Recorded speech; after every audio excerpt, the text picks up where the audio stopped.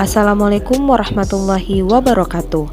Hai, perkenalkan kami dari kelompok 3. Di sini kami akan menerangkan obat gangguan pernafasan. Nah, sebelum kita masuk ke materinya, kita ke pengantarnya dulu ya, yaitu sistem pernafasan. Nah, sebelum kita menyimak videonya, ada baiknya kalian harus like, comment, share, and subscribe. Dan jangan lupa nyalakan lonceng notifikasinya ya. Selamat menyaksikan. Sistem pernapasan. Sistem pernapasan atau sistem respirasi adalah sistem organ yang digunakan untuk pertukaran gas. Fungsi pernapasan dapat dibagi menjadi dua, yaitu pertukaran gas dan pengaturan keseimbangan asam basa. Manurung Suratun menyatakan bahwa sistem pernapasan bagian atas itu terdiri dari hidung, faring, laring, dan trakea. 2. Gangguan sistem pernapasan manusia. Penyakit atau gangguan pernapasan manusia itu bermacam-macam. Manurung Suratun menyebutkan penyakit infeksi pada saluran pernapasan itu terdiri dari faringitis, laringitis, sinusitis, rinitis, dan tonsillitis.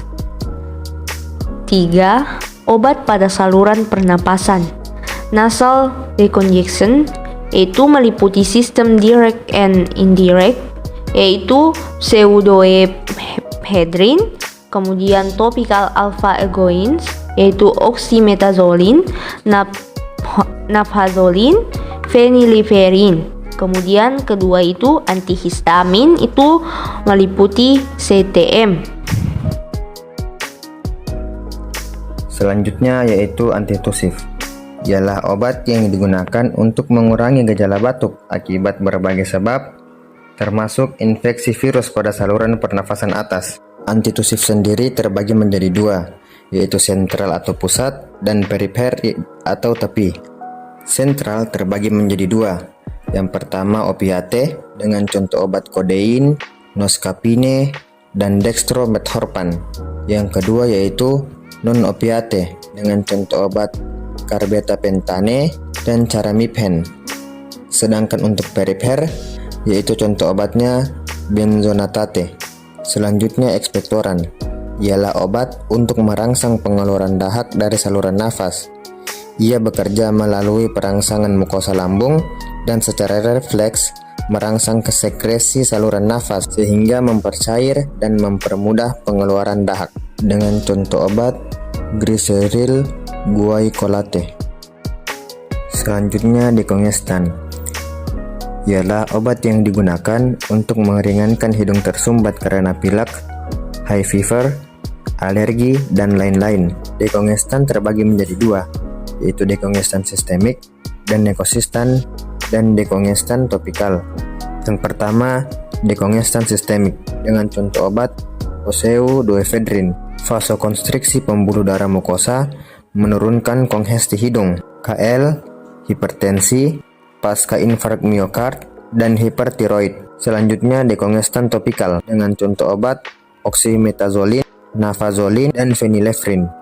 Vasokonstriksi pembuluh darah mukosa, menurunkan peradangan dan sumbatan pada hidung. Efek samping, rebound connection atau efek berbalik, irregular heartbeat, detak jantung tidak normal, tremor gemetaran, headache sakit kepala, dan dizziness pening.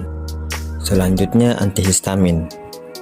Antihistamin merupakan obat yang sering dipakai di bidang dermatologi, terutama untuk kelainan kronik dan rekuren, dengan contoh obat CTM yang berfungsi untuk mencegah histamin bekerja pada reseptor H1, mencegah stimulasi refleks bersin, efek antimuskarinin, menurunkan sekresi lendir, dan meningkatkan dilatasi bronkus. Efek samping, paralisis gerakan dicia, efek antikolinergik, dan sedasi. Yang keempat yaitu antitusif. Obatnya kodein, menekan batuk, analgesik, kelemahannya rasa pahit, mual dan muntah, menurunkan peristalsis, konstipasi, adiktif, aerofia, sebabkan pelepasan histamin, overdosisnya, depresi napas. Selanjutnya, antitusif noscapine, dextromethorphan, menekan batuk, tidak adiktif, kurang menurunkan peristalsis. Kelemahannya, tidak seefektif kodein, sebabkan pelepasan histamin, overdosis, efek halusinasi.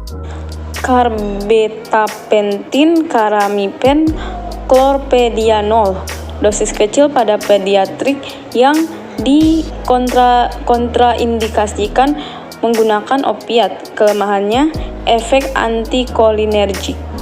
Selanjutnya, benzonatate.